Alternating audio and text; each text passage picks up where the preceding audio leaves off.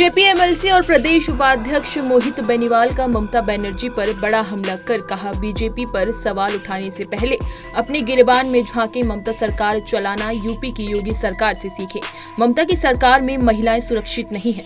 साथ ही उन्होंने विपक्ष पर तंज कसते हुए कहा कि विभाजन की राजनीति करती है, साथ ही धर्म और जाति में बांट की राजनीति कर रही है।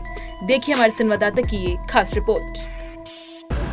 ऐसा है जो उनकी सरकार है, उन्होंने लगातार महिलाओं पर होने वाले अत्याचार को रोकने का काम नहीं किया और जब इस परिस्थिति ऐसी पहुंच गई कि वहां एक डॉक्टर जो सब लोगों के इलाज में डॉक्टरों की भूमिका रहती है, बीमारियों को दूर करने में और रोगियों को निरोगी करने में, वह ऐसी महिलाएं भी वो अब अत्याचारों से बच नहीं पा रही हैं। तो ममता जी को गहन विचार करना चाहिए कि उनकी सरकार में क्या कमी है, उनके कामों में क्या कमी है कि बंगाल में त्राही मची है और वहाँ की जो परिस्थितियाँ हैं वो उस परिस्थिति से देश का नाम भी खराब हुआ है और वैश्विक स्तर पर भी एक प्रश्न चिन्ह पश्चिम बंगाल का और ममता जी पर लगा है।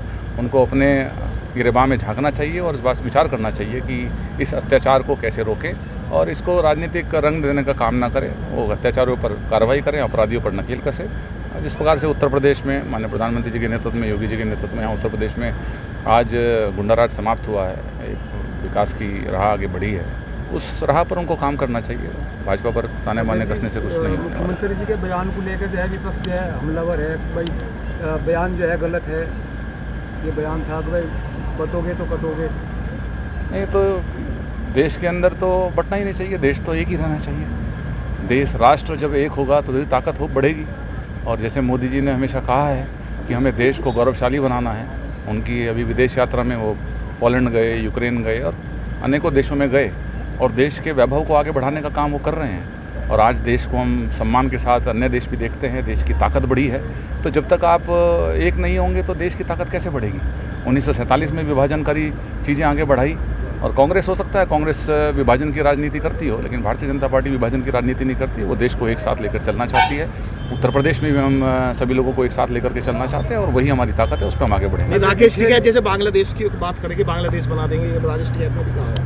देखो, मुझे जानकारी नहीं एग्जैक्टली उन्होंने क्या कहा है, पर मैं ये कहता हूँ कि अगर बांग्लादेश के अंदर भी हिंसा होती है तो उसमें ऐसे अनेकों लोग जिनका कोई लेना देना नहीं है, उनकी भी हत्याएँ होती है, महिलाओं के साथ उत्पीड़न होता है और जाति और धर्म के आधार पर बांट करके राजनीति करने वाले, चाहे वो बांग्लादेश के लोग रहे हों, वहाँ के नेतागण रहे हों या देश के अंदर कांग्रेस, वामपंथी दल, ये लोग देश को बांट करके आगे बढ़ने का काम करते रहे हैं।